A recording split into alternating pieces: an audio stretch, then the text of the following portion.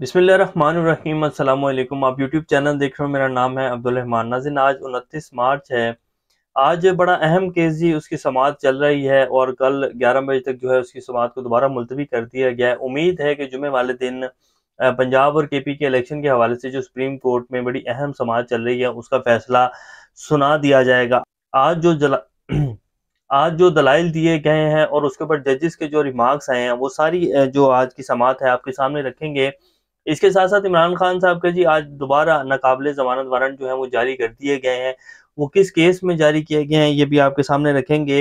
राणा सनाउल्लाह साहब जो हैं वो कहते हैं कि जी जब सुप्रीम कोर्ट के जज आमने सामने हों तो फिर पार्लियामेंट को किरदार अदा करना चाहिए।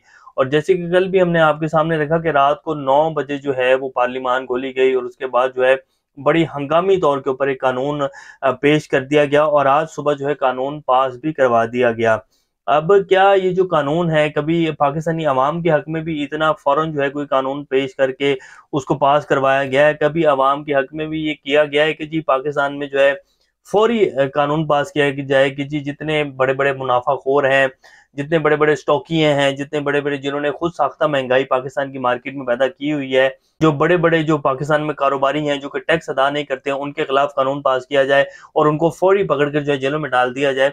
तो कभी भी ऐसा कानून जो अवाम के मुफाद का हो, कभी भी आपने नहीं देखा होगा कि ऐसा कोई कानून पास किया हो। लेकिन जब अपनी जो है वो बका की जंग चल रही हो और जब पता चल रहा हो कि हमारी मौत है, इलेक्शन हो गए और अगर कोई भी जो है ऐसा काम जिससे ये हो कि जी हमारी अब मौत आने जा रही है तो फिर फौरन जो है पार्लियामान भी खुल जाती है और फौरन जो है कानून भी पास हो जाता है।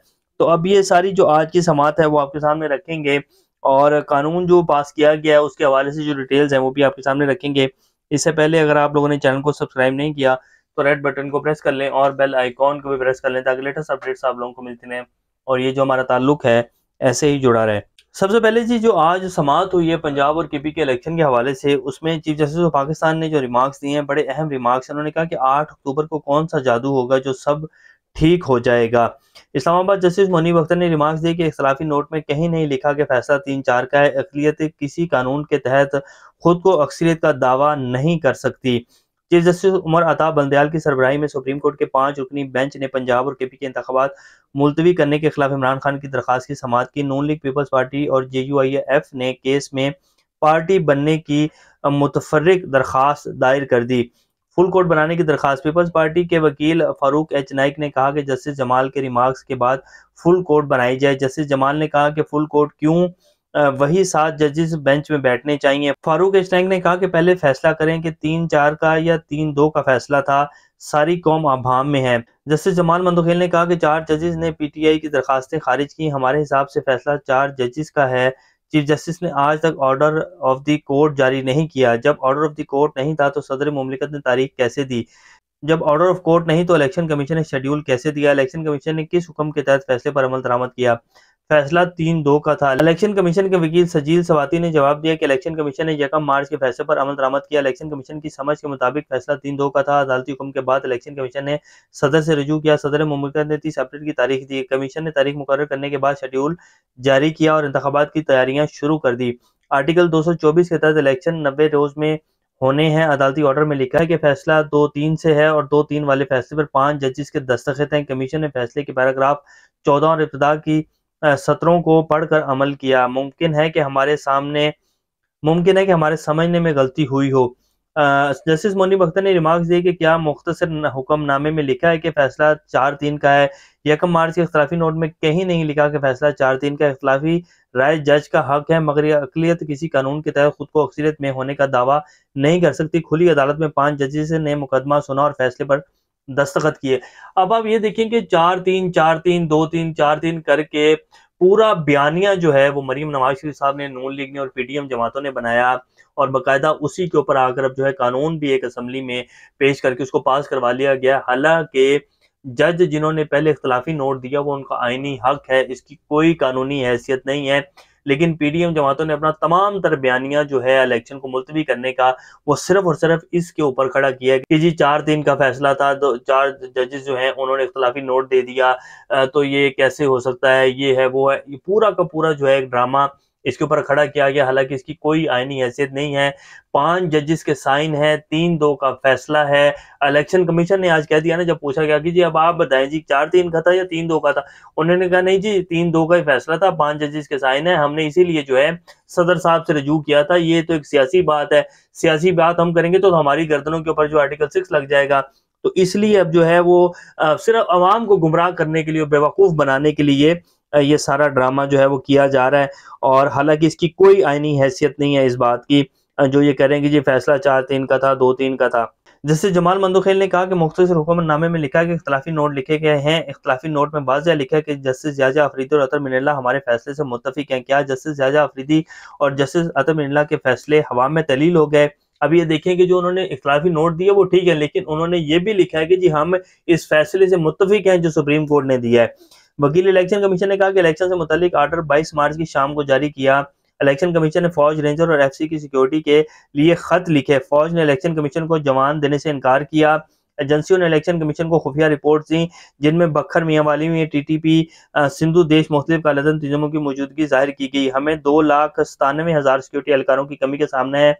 वजारत दाखिला ने भी 8 फरवरी को खत में अमन व अमान की खराब सूरत हाल का कहा। वजारत खजाना ने बताया कि मौजूदा माली साल में इलेक्शन के लिए फंड जारी नहीं कर सकते। सेक्रेटरी खजाना ने बताया कि 20 अरब रुपए जारी करना नामुमकिन होगा। स्पेशल सेक्रेटरी दाखिला ने कहा कि इन हालात में पुरअमन इंतखाबात का इनेकाद मुमकिन नहीं हो सकता। जस्टिस मुनीब ने कहा कि क्या आपको फरवरी में ख्याल था कि अक्टूबर में इलेक्शन करवाने हैं? अगर अक्टूबर में इलेक्शन करवाना था तो सदर को 30 अप्रैल की तारीख क्यों दी? चीफ जस्टिस ने कहा कि इलेक्शन तो हर सूरत 2023 में ही होने थे, क्या बजट में 2023 इलेक्शन के लिए बजट नहीं रखा गया था? अटॉर्नी जनरल ने जवाब दिया कि इंतखाबात के लिए बजट आइंदा माली साल में रखना है। कबल इस वक्त असम्बली तहलील हुई, इसका इल्म नहीं था। मुल्क भर में एक ही दफा इंतखाबात हो तो 47 अरब रुपए खर्च होंगे, इंतखाबात अलग अलग होंगे तो 20 अरब रुपए इजाफी खर्च होगा। वकील इलेक्शन कमीशन ने दलाइल दिए कि सेक्टर कमांडर ISI ने बताया कि KPK में कलदन तंजीमों ने मतवाजी हुकूमतें बना रखी हैं। खुफिया रिपोर्ट में बताया गया कि मुख्तलिफ दहशतगर्द तंजीमें मोहतरिक। खैबर पख्तूनख्वा के मुख्तलिफ इलाकों में शैडो हुकूमतें कायम है। खुफिया रिपोर्ट्स के मुताबिक इन खतरात से निकलने में 6 से 7 माह लगेंगे। चीफ जस्टिस ने कहा कि अबूरी जायजे का मतलब है कि इंतखाबात मजीद ताखीर का शिकार हो सकते हैं। अदालत को पक्की बात चाहिए। वकील सजील सवाती ने दलाइल दी कि इलेक्शन कमीशन की 8 अक्टूबर की तारीख आर्जी नहीं है। अगर कुछ इलाकों में इंतखाबात कराए जाएं तो एजेंसियों के मुताबिक वहीं दहशतगर्दों का फोकस होगा। चीफ जस्टिस ने कहा कि अली जफर अटॉर्नी जनरल को सियासी दर्जा हरारत कम करने पर हदायत लेकर आगाह करने का कहा था। सियासी दर्जा हरारत कम होने तक इंतखाबात पुरअमन नहीं हो सकते। किसी फरीक ने सियासी दर्जा हरारत कम करने की यकीन दहानी नहीं करवाई। PTI के वकील अली जफर ने कहा कि अदालत को मुकम्मल यकीन दहानी करवाने के लिए तैयार हूँ। चेयरमैन PTI की जानिब से तहरीरी यकीन दहानी करवाएंगे। जस्टिस मुनीब ने रिमार्क्स दिए कि इलेक्शन कमीशन वजाहत करे कि इलेक्शन 6 माह आगे क्यों कर दिए। इंतखाबी शेड्यूल पर अमल शुरू हो गया था। अगर कोई मुश्किल थी तो अदालत आ जाती। इलेक्शन कमीशन अपनी जिम्मेदारी से कैसे भाग सकता है? क्या इंतखाबात में 6 माह की ताखीर आईनी मुद्दत की खिलाफ वर्जी नहीं? सजील सवाती ने जवाब दिया कि तारीख मुकर्रर हो जाए तो इसे बढ़ाने के इख्तियार इलेक्शन कमीशन का है। सिर्फ पोलिंग का दिन नहीं, पूरा इलेक्शन प्रोग्राम मुखर किया है। जस्टिस एजाजुल हसन ने रिमार्क दिए कि इलेक्शन कमीशन प्रोग्राम तब्दील कर सकता है, तारीख नहीं। गवर्नर और सदर की दी गई तारीख इलेक्शन कमीशन कैसे तब्दील कर सकता है? क्या इलेक्शन एक्ट का सेक्शन 58 आइन से बालातर है? चीफ जस्टिस ने कहा कि कमीशन को सुप्रीम कोर्ट से रुजू करके कायल करना चाहिए था। आप आज ही अदालत को कायल कर लें। जस्टिस अमीनुद्दीन खान ने इस्तफसार किया कि सदर को तजवीज़ करदा तारीख कमीशन की तारीख से मुताबिकत नहीं रखती। सदर को फरवरी में होने वाले इजलासों से क्यों आगाह नहीं किया गया? जब मालूम था कि 30 अप्रैल को इलेक्शन नहीं हो सकते तो तारीख तजवीज़ क्यों की गई? वकील इलेक्शन कमीशन ने कहा कि मामले की हसासियत का अंदाजा मार्च में हुआ। हालात का जायजा लेना इलेक्शन कमीशन का काम है, सदर का नहीं है। तो ये जी अब आज की जो है समाअत थी और कल के लिए समाअत जो है दोबारा मुलतवी कर दी गई है। 11:30 बजे कल दोबारा समाअत शुरू होगी और उम्मीद है कि जुमे वाले दिन तक ये सारे दलाइल मुकम्मल हो जाएंगे और उसके बाद फैसला सुना दिया जाएगा। जो मर्जी भी ये कर लें, जो चीज़ आइन में बाज़िया दर्ज है उसके मुताबिक इलेक्शन जो है वो 90 दिन के अंदर ही होने हैं। क्योंकि अदालत की तरफ से ये भी कहा गया कि जी आप क्या अक्टूबर में यकीन दहानी करवाते हैं 100% की जी अक्टूबर में इलेक्शन हो जाएंगे, तो वो तब की भी यकीन दहानी नहीं करवा सकते। इनके दिलों में चोर है और ये इलेक्शन नहीं चाहते हैं। तो अब इलेक्शन जो है वो 90 दिन के अंदर ही होने जा रहे हैं।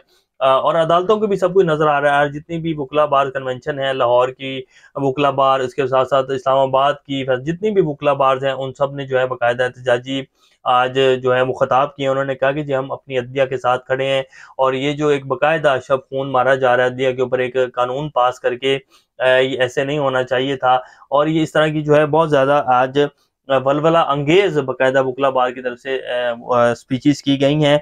और ये मामला जो है जी, ये इस तरह नहीं पीछे हटेगा और अब मुल्क जो है वो इलेक्शन की तरफ जाएगा। सबको सब कुछ नजर आ रहा है और अदालतों में मामला चल रहा है। फिर अदालतों को ये भी नजर आ रहा है, सुप्रीम कोर्ट को खासतौर पे, कि ये जो अब इतनी जल्दी कानून पास किया जा रहा है असेंबली में, ये किस वजह से किया जा रहा है, इसके पीछे क्या बदनीयती है। तो ये सारी बातें जो है सुप्रीम कोर्ट की जजेस के सामने है। तो इलेक्शन जो है वो इंशाल्लाह 90 दिन के अंदर ही होंगे। और ये नहीं हो सकता कि जैसे कि ये मुलतवी करने का प्लान है और इलेक्शन करवाना ही नहीं चाहते बेसिकली ये तो ऐसा नहीं होगा। मुल्क इलेक्शन की तरफ ही जा रहा है। और अब आपके सामने रख देते हैं कि इमरान खान साहब के जी आज दोबारा नाकाबिले जमानत वारंट जो है वो जारी कर दिए गए हैं।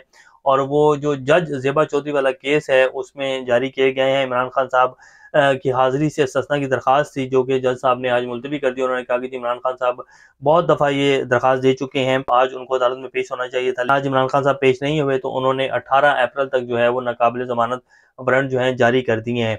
और बाकी जो है जी, आज असम्बली में बिल पास करवा लिया गया है और कोई हर्डल्स कोई कुछ नहीं हुआ, क्योंकि सारे के सारे बंदे ही अपने ऑपोजिशन नाम की तो चीज़ है नहीं।